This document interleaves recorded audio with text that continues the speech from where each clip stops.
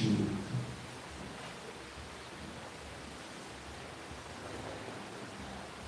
Vai dizer o seguinte: pois nele vivemos e nos movemos e existimos, como algum dos vossos poetas tem dito, porque dele também somos geração.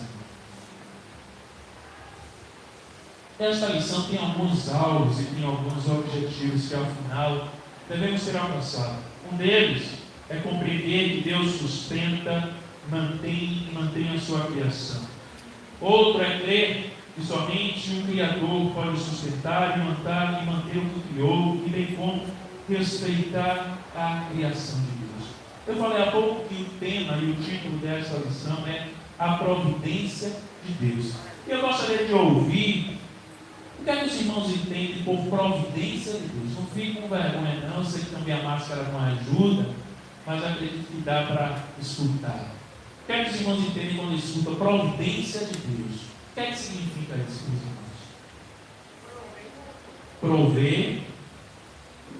Alguém tem alguma outra sugestão?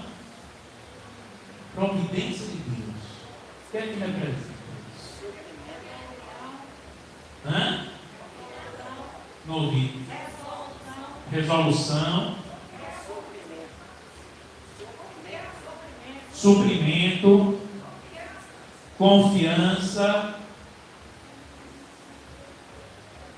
O dicionário ilustrado da Bíblia vai trazer um pouquinho do que os irmãos falaram. Providência de Deus representa a contínua atividade de Deus em sua criação, pelo qual Ele preserva e governa. John Daggy, também no seu livro, ele vai dizer que providência de Deus representa os cuidados que Deus exerce em favor do mundo inteiro. Então, basicamente é isso, são os cuidados que Deus tem com cada um de nós, e não apenas com cada um de nós, mas bem como com toda a sua criação. Isso expressa a providência de Deus, seja resolvendo algo, seja enviando a provisão, ou de qualquer outra forma. O cuidado de Deus para cada um de nós e para com a sua criação. E isso tudo é muito importante, que a gente, vendo e visualizando isso, a gente pode constatar que o universo não ficou abandonado. Deus não apenas criou, fez o mundo, fez o universo e virou as costas e ficou distante. Não. Deus não apenas criou o ser humano e está completamente indiferente ao ser humano. Não. Deus criou e está agindo em meio à sua criação. Deus não é apenas aquele Deus que está sentado no alto e sublime trono, tão distante de cada um de nós, não. Ele está sim no seu trono, mas Ele também está conosco, está no meio da sua criação, está cuidando da sua criação, está preservando.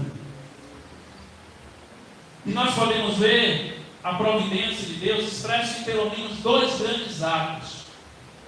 Um desses atos diz respeito ao ato de preservação, e o outro no ato de governar. A providência de Deus pode ser expressa em pelo menos desses dois grandes atos, de preservação e o de governo. Então vamos ver este primeiro ato, o ato de preservação. John Daggy vai dizer que, em relação à preservação, que todas as coisas criadas são mantidas em existência pela vontade e pelo poder de Deus. Vemos Deus preservando na medida em que Ele sustenta e controla todas as coisas. Vamos ver esses textos na palavra do Senhor. Colossenses 1,17. Colossenses 1,17. Colossenses 1,17.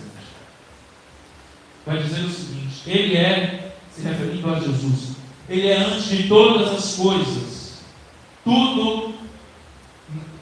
Ele é antes de todas as coisas. Nele tudo subsiste. Nele tudo subsiste. Vamos ver também Hebreus 1,3.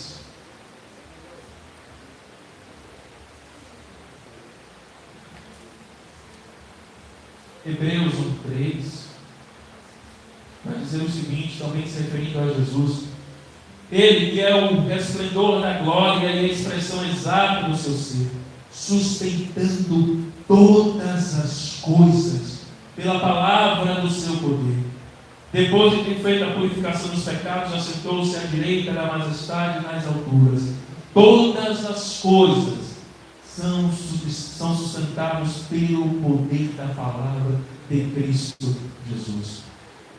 Deus preserva a humanidade e toda a criação, não apenas sustentando, mas vemos também a preservação no próprio estabelecimento da ordem da natureza. O Salmo 104 vai falar acerca disso. Eu gostaria de ler, meus amados irmãos, Salmo 104. Na verdade, todo este salmo exalta ao Senhor na sua perfeição em estabelecer toda a ordem da natureza. Todo o ciclo dos fenômenos, diversos ciclos e fenômenos naturais são mencionados aqui, mas como nós não temos tempo de ler todo este salmo, eu vou estar apenas destacando o versículo 14 e o versículo 19. Salmo 104, 14, vai dizer o seguinte: fazes crescer a relva para os animais, e as plantas para o serviço do homem, de sorte que da terra tira o seu pão. Versículo 19: fez a lua para marcar o tempo, e o sol conhece na hora do seu acaso. Com os nossos próprios olhos a gente pode ver a perfeição, como tudo é planejado, como tudo acontece. O sol tem uma hora de nascer e de se pôr. Todo esse movimento e os demais fenômenos naturais, o crescimento da relva, como diz aí, o próprio texto. Mas eu convido a ampliarmos um pouco a nossa mente. Irmos além do que nós vemos. O planeta Terra está inserido em uma realidade e que tem outros planetas, não é isso? E tem outras galáxias. Imagine tudo isso funcionando agora. Não está em desordem e nem caos, porque existe uma ordem estabelecida, regras estabelecidas para serem observadas por cada um desses elementos. Quem foi que planejou isso? Com tanta maestria. Se algo estivesse fora do lugar, haveria um caos e a desordem. Imagine isso em relação a todo o universo, galáxias, planetas, estrelas. Tudo isso tem uma ordem. E tudo isso nós vimos a preservação. Deus estabeleceu toda essa ordem na natureza. O movimento da terra e tantas outras coisas. Vemos essa ordem que foi estabelecida pelo próprio Deus. Além, nós vemos a preservação de Deus sustentando, estabelecendo essa ordem. Vemos também Deus conservando a vida. Neemias 9,6, veja o que está escrito lá.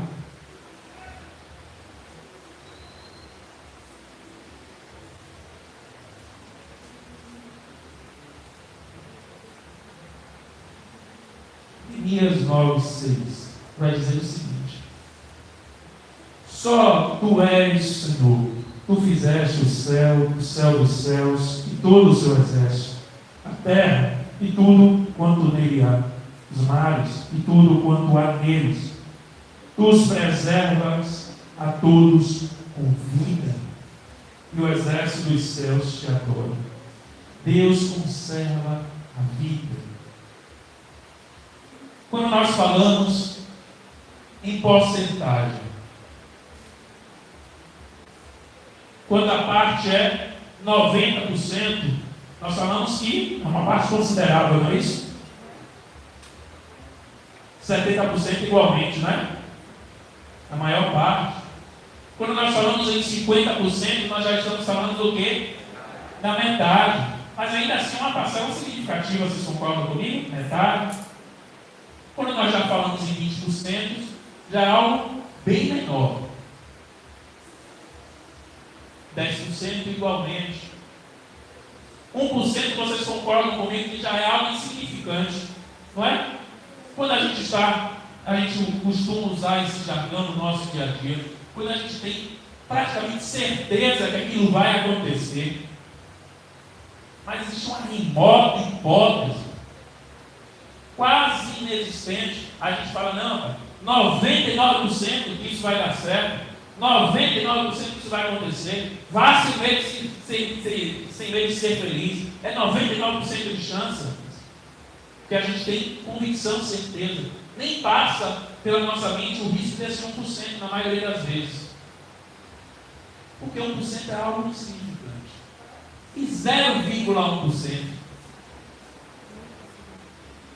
quase nulo, né? E eu trago uma citação de Richard Swinburne, que a gente vê essa realidade da perfeição de Deus na conservação de vida, no seu ato de preservação, revelando a sua providência. Veja o que é que ele vai dizer. Se a massa de nêutrons fosse 0,1% maior, o universo não teria elementos pesados essenciais em quantidade suficiente para a vida. Ou se fosse 0,1% menor, todas as estrelas entrariam em colapso, em buracos. Se a massa de nêutron fosse 0,1% diferente, nós não teríamos essa realidade do universo. A massa de nêutron veio do acaso. Esses fatos demonstram que foi planejado, foi calculado. E foi calculado com maestria. Porque nós estamos falando de uma diferença de 0,1%. Nem como diz nas pesquisas que a gente vê por aí, a margem de erro. Não dá nem espaço para a margem de erro, porque se tivesse qualquer coisa diferente, não viveríamos essa realidade. A massa de nêutron foi calculada com perfeição pelo nosso Deus. Vemos a conservação da vida, vemos a providência de Deus. Isso tudo, o ajuste fino do universo. E o salmista, lá no capítulo 19, Salmo 19, vai retratar isso. Salmo 19, versículo 1.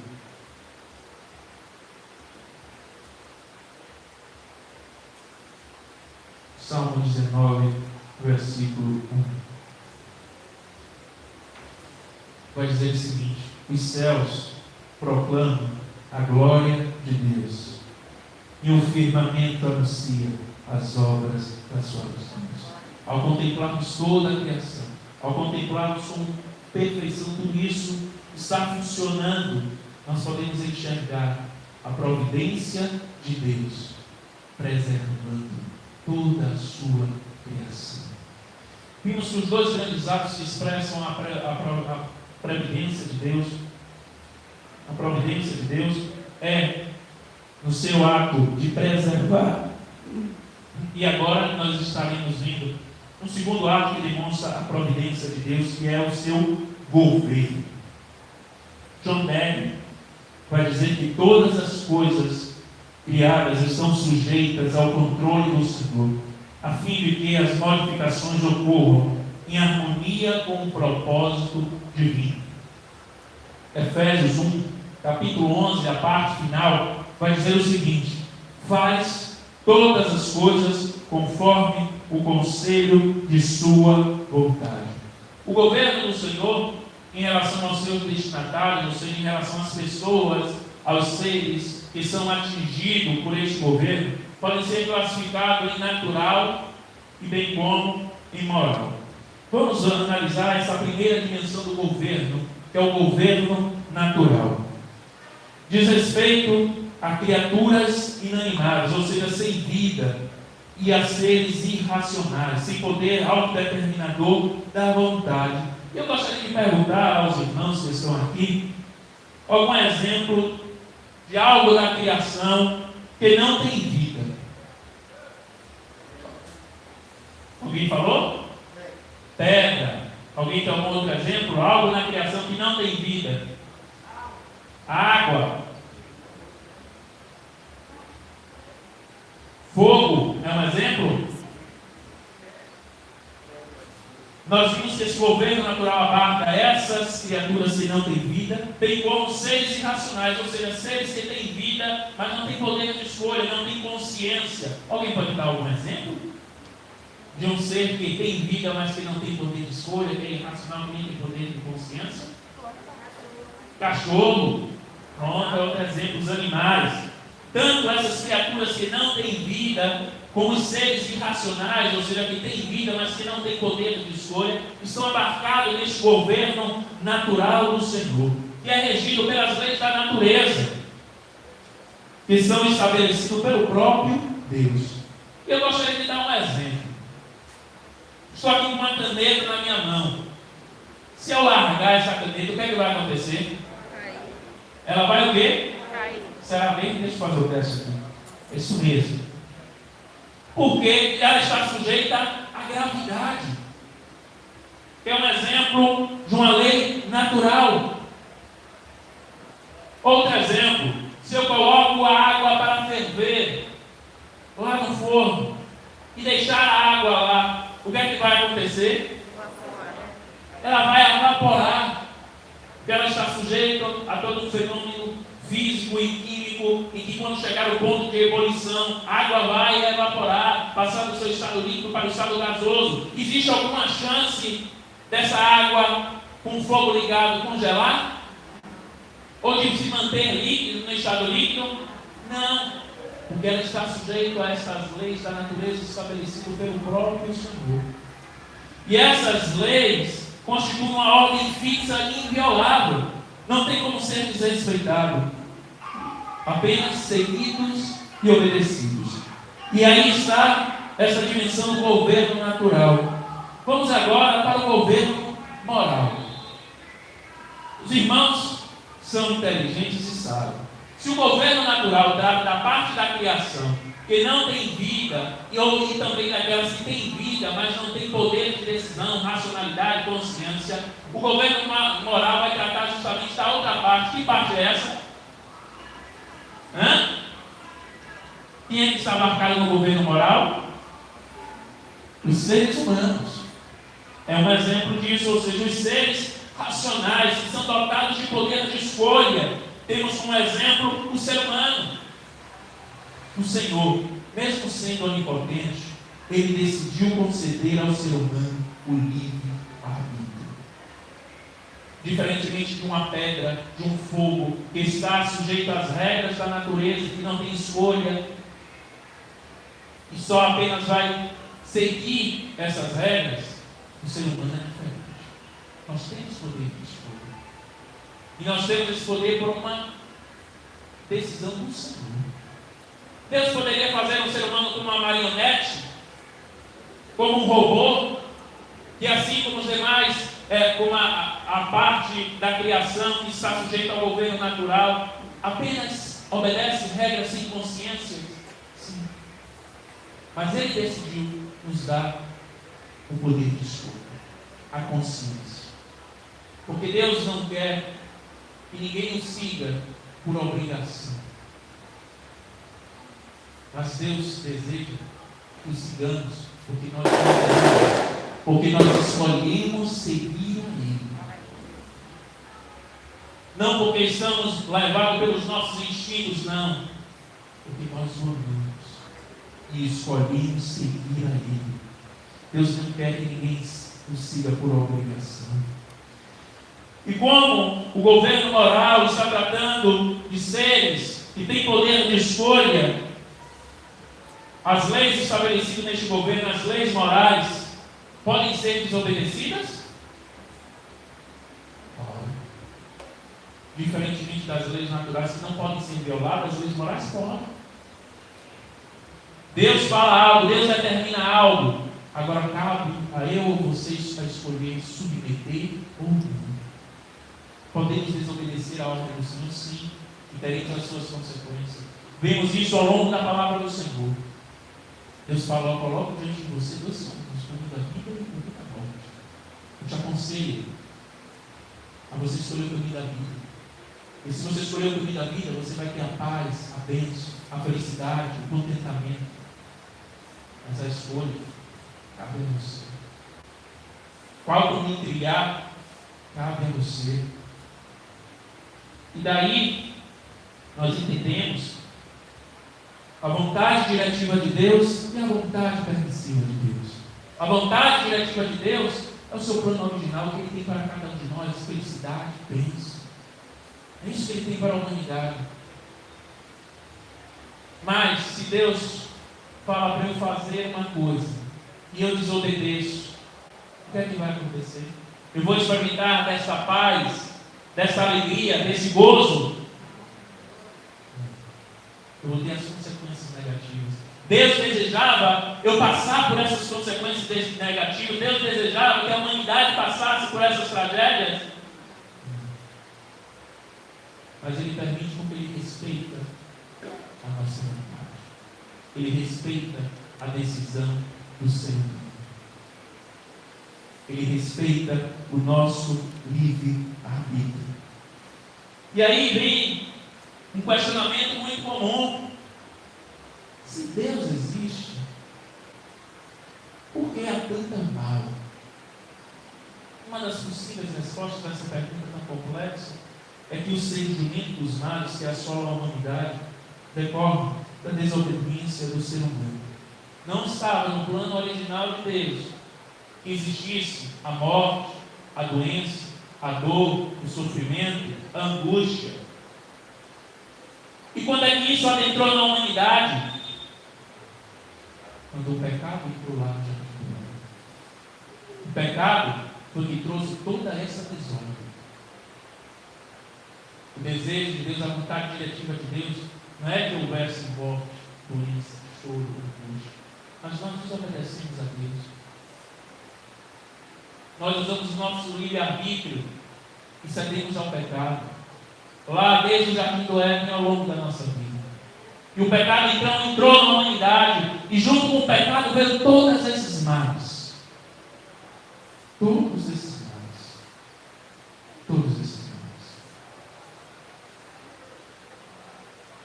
Vimos que tanto os elementos da criação que não têm vida, como os que têm vida, mas que não têm poder de escolha, estão sujeitos ao governo natural de Deus. E nós vimos também que os seres que têm poder de escolha estão sujeitos ao governo moral de Deus, resumindo toda a criação, ser humano, como também os demais elementos da criação, estão sujeitos ao governo de Deus.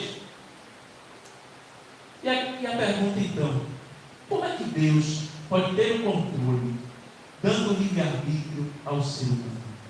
Como é que Deus pode ter esse controle? Uma das possíveis respostas a essa questão também complexa está na presciência de Deus. Deus é onisciente.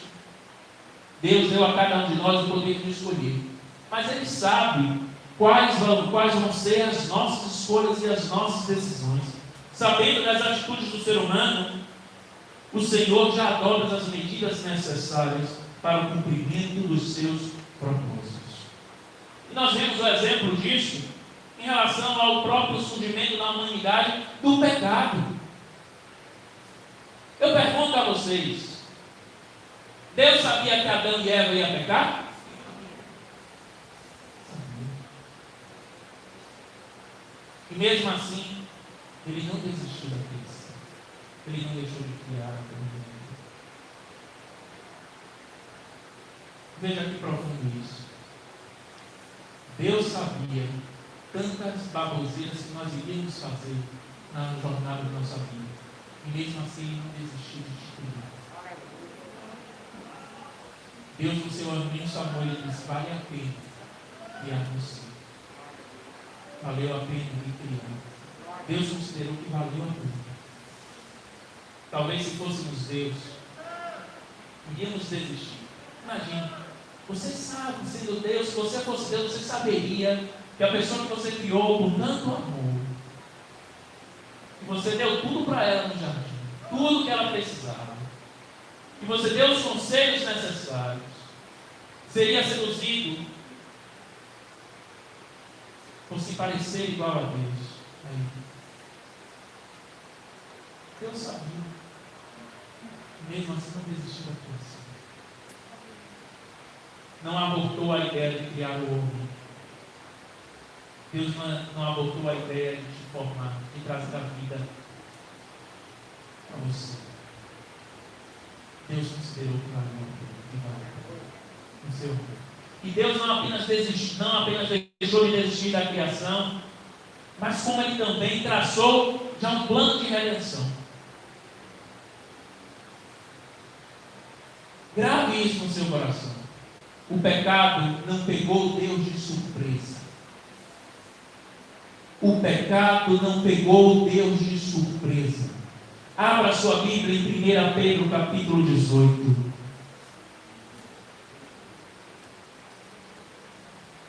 O pecado não pegou Deus de surpresa. 1 Pedro capítulo 1, a partir do versículo 18.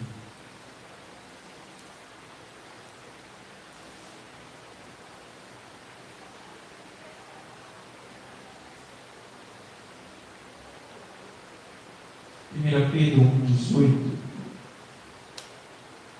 vai dizer o seguinte: sabendo que não foi mediante coisas corruptíveis como prata ou ouro, que foste resgatado de vosso fútil procedimento, que vossos pais vos legaram, mas pelo precioso sangue, como de cordeiro sem defeito e sem mácula, o sangue de Cristo, conhecido com efeito quando? Antes da fundação do mundo, porém manifestado no fim dos tempos por amor de vós. O plano de redenção que trata da cruz de Cristo Jesus já estava traçado antes da fundação do mundo. Deus sabia que o homem ia pecar e já tinha o antídoto para isso.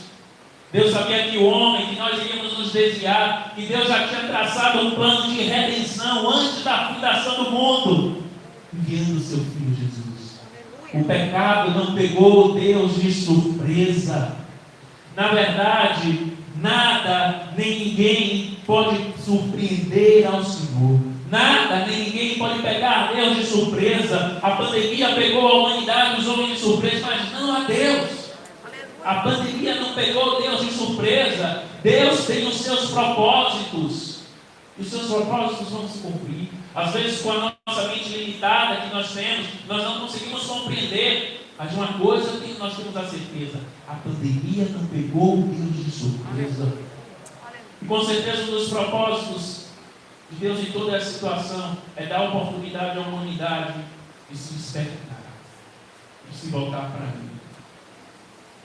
Talvez uma das últimas oportunidades antes do fim. Nada nem ninguém pode pegar Deus de surpresa. E aí, nós teremos aí uma tabela, resumo, em que faz esse paralelo entre o governo natural e o governo moral. Essas duas dimensões. O governo natural, como nós vimos, abarca as criaturas inanimadas, que não têm vidas, e também os seres racionais, os seres que não têm poder de decisão, que não têm consciência. Já o governo moral diz respeito aos seres racionais, que nós temos como um grande exemplo o ser humano. O governo natural são regido por leis naturais que não podem ser violadas, se constituem uma ordem fixa. Já o governo moral é regido pelas leis morais e que é passível de desobediência, porque o ser humano, os seres que são abarcados neste governo, têm o poder de escolha. Resumindo, tanto a natureza como o ser humano estão sujeitos ao governo do Senhor. Toda a criação, aquilo que está vivo e aquilo que não está vivo, aquilo que tem poder de escolha e a parte da criação que não tem poder de escolha, todos estão sujeitos ao governo do Senhor. Não há nada na criação que esteja fora do governo do Senhor. Ele é o Senhor absoluto. Ele está no controle de tudo. Você pode repetir essa verdade comigo? O meu Deus está no controle de tudo. As circunstâncias podem sair do nosso controle, podem sair do controle das autoridades, mas nunca sai do controle do Senhor. Todas as coisas estão sujeitas ao governo de Deus. Vimos que a providência de Deus expressa o cuidado que Deus tem com a sua criação. E essa providência ela pode ser expressa em dois grandes atos que nós vimos: da preservação e do governo. Mas o que é que isso tudo tem a ver com a minha vida? Qual é a aplicação, a consequência prática? Que diferença faz? saber que Deus preserva todas as coisas, saber que Deus governa todas as coisas. E aí nós adentramos para a conclusão. A primeira delas é que Deus não abandonou o universo, mas está ativo na criação. O universo não está entregue ao acaso, ao destino. Não. Ele está agindo na criação. Outra conclusão e outra aplicação é que, maravilhados pela perfeição da providência de Deus, somos impulsionados a adorar. Nós temos aqui o exemplo acerca da massa de Newton, e que a gente viu que foi perfeitamente calculado. 0,1% diferente não ia dar certo. A gente pode visualizar e ver o sol, o céu, toda a criação, todos os fenômenos naturais, o próprio corpo humano, os órgãos funcionando no corpo humano, com tanta perfeição. A gente fica maravilhado. Ficamos maravilhados em ver a perfeição do Senhor em tudo isso. Imagine isso, potencialize isso em relação às galáxias, aos planetas, ao universo. Diante de tanta perfeição, só nos resta adorar a este ser perfeito, a essa mente criativa, a essa mente extraordinária, incomparável. Ninguém pode se comparar ao Deus, ninguém, nada nem ninguém. Olha o funcionamento do seu corpo, olha o funcionamento do seu próprio olho. Tanta complexidade, milimetricamente calculada. Só nos resta adorar essa mente criativa. Outra aplicação, o fato de saber que Deus com perfeição mantém o controle e a ordem de todo este vasto universo, deve nos levar a confiar e a entregar aos cuidados desse mesmo Deus a nossa própria vida, bem como nossas necessidades e as necessidades da nossa família. Vamos ver o que é que está escrito no Evangelho de Mateus, capítulo 6. Mateus 6, a partir do versículo 25.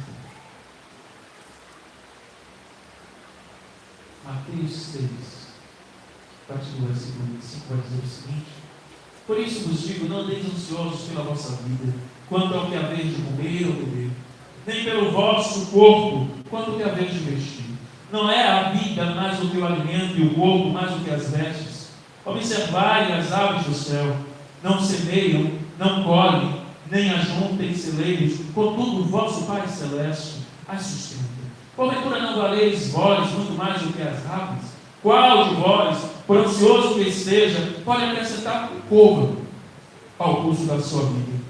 E por que andais ansiosos quanto ao vestuário? Considerai como crescem os lírios do campo. Eles não trabalham nem fiam. Eu, contudo, vos afirmo que nem Salomão, em toda a sua glória, se vestiu como qualquer deles. Olha, se Deus veste assim a erva do campo, que hoje existe e amanhã lançada no fogo, quanto mais a vós outros, homens de pequena fé. Aqui, o próprio Senhor, o Sermão da Montanha, o Senhor Jesus, convida a cada um de nós a olharmos para a criação e constatarmos o cuidado de Deus com a criação e confiarmos em Deus, porque se Deus tem a capacidade de cuidar de tudo isso, será que Ele não vai ter a capacidade de cuidar da nossa vida? Este é o convite que está aqui nesse texto. Nós já imaginamos todo o funcionamento do universo que está acontecendo agora. Tudo isso não está em completo caos e desordem, porque Deus está cuidando e preservando. E a pergunta é: se Deus tem a capacidade de cuidar, preservar, manter, governar todo esse vasto universo, Ele não vai ter a capacidade de cuidar da minha vida, da sua vida, dos seus problemas, das suas preocupações, da sua família. O Deus que tem a capacidade de cuidar e preservar o universo, tem a capacidade de cuidar da sua vida? Os irmãos acham que sim? Vamos confiar. Outra aplicação é que a certeza de que Deus está no controle, que seus planos não podem ser frustrados, deve nos dar paz e descanso, independente das circunstâncias. E eu concluo esta lição com este texto, Jó 42, 2.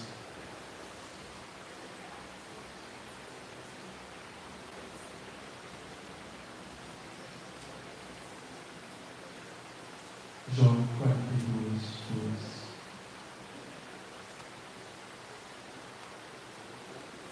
Bem sei que tudo podes, e nenhum dos teus planos pode ser frustrado. Todas as coisas estão sujeitas ao governo do Senhor, e os planos do Senhor se cumprirão. E essa certeza deve nos trazer paz e descanso, independente das circunstâncias. Mesmo sem entendermos muitas vezes as situações da nossa vida que estamos sem entender, mas podemos descansar em paz e saber que os planos do Senhor são melhores do que nós, que todas as coisas cooperam para o nosso bem e que os planos do Senhor não podem ser frustrados. Podemos descansar e nos regozijar na providência de Deus, preservando e governando toda a criação. Que o Espírito Santo, de uma maneira muito mais apropriada, possa estar aplicando esta lição no nosso coração. Vamos estar orando, sentados mesmo, se nós podemos fechar os seus olhos, como vocês sabem, se você também está nos acompanhando, feche seus olhos onde está. Pai, graças te damos, Senhor, porque o Senhor não nos abandonou, o Senhor não abandonou a sua criação. Te agradecemos pelo teu amor que excede todo o entendimento, Senhor. Que apesar de saber que falharíamos, que pecaríamos, o Senhor não desistiu de nós, o Senhor nos criou, e não apenas nos criou, mas desde antes da fundação do mundo, já preparou um plano de redenção para nos alcançar. Oh Deus, que magnífico! O pecado não pegou o Senhor de surpresa. O Senhor considerou que valia a pena formar o ser humano. E ainda traçou um plano para resgatar este ser humano, antes mesmo dele cair. Muito obrigado, Senhor.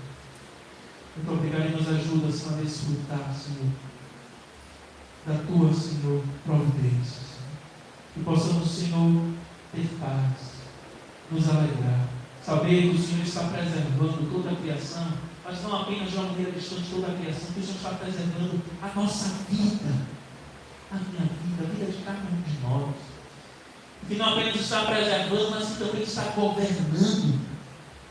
E nós nos submetemos ao teu governo. Nos ajuda, Senhor, para que venhamos estar no centro da tua vontade, para que venhamos desfrutar daquilo que o Senhor tem preparado para cada um de nós, nos livrando, Senhor, das amarguras, Senhor, das tristezas, das angústias, das escolhas erradas que tantas vezes nós fazemos. Segura na nossa mão, livra os nossos pés, Senhor, do tropeço da queda, no nome do Senhor Jesus, e nos ajuda, Senhor, a cada vez mais confiar no Senhor e a descansar em Ti.